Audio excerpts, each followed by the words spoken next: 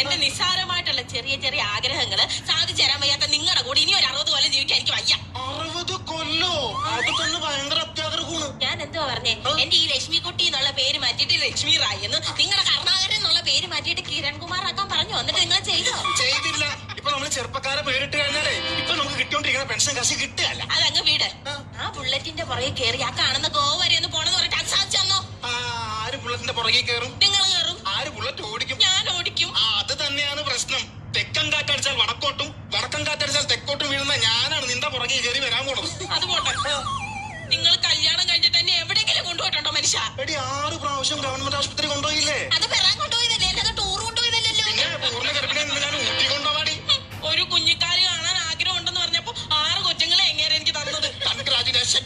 ആ 6 എണ്ണത്തിനെയും കുളിപ്പിച്ചൊരുക്കി കാലി സോക്സ് വിട്ട് കിടത്തിയപ്പോഴേ നിങ്ങളുടെ മൂത്ത അപ്പച്ചി എന്തോ പറഞ്ഞെന്ന് അറിയാമോ? എന്തോ പറഞ്ഞേ?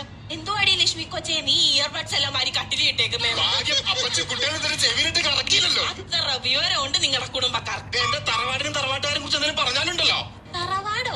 മിനി തിയേറ്റർ എന്ന് പറ. മിനി തിയേറ്ററോ? ഈ ഇടയ്ക്ക് കുറച്ച് പിള്ളേര് വന്ന് എന്നോട് ചോദിക്കാം, അമ്മച്ചി ഷോ തുടങ്ങാറായെങ്കിൽ ടിക്കറ്റ് കൊടുക്കണേ. അവരെന്നെ അങ്ങനെ ചോദിച്ചാ? അയ്യോ, പിള്ളേരെ പറഞ്ഞിട്ട് കാര്യമില്ല. ഉള്ള സിനിമയുടെ എല്ലാം ഫ്ലെക്സ് വാരിക്കൂട്ടി വെച്ചാലേ അത് വീടല്ല. ഇനി ഒരു അക്ഷരം മിണ്ടരുത്, എനിക്കൊന്നും കേൾക്കണ്ട. അപ്പൊ ഞാൻ നിങ്ങളോട് മിണ്ടരുത്. ആ മനോരമ ചാനലിലെ ഷാനിക്കൊച്ച് വർത്താനം പറയുമ്പോ നിങ്ങൾ ഒന്നും മിണ്ടാതെ കേൾക്കൂല മനുഷ്യ. അയ്യത് വർത്താനം പറഞ്ഞല്ല, വാർത്ത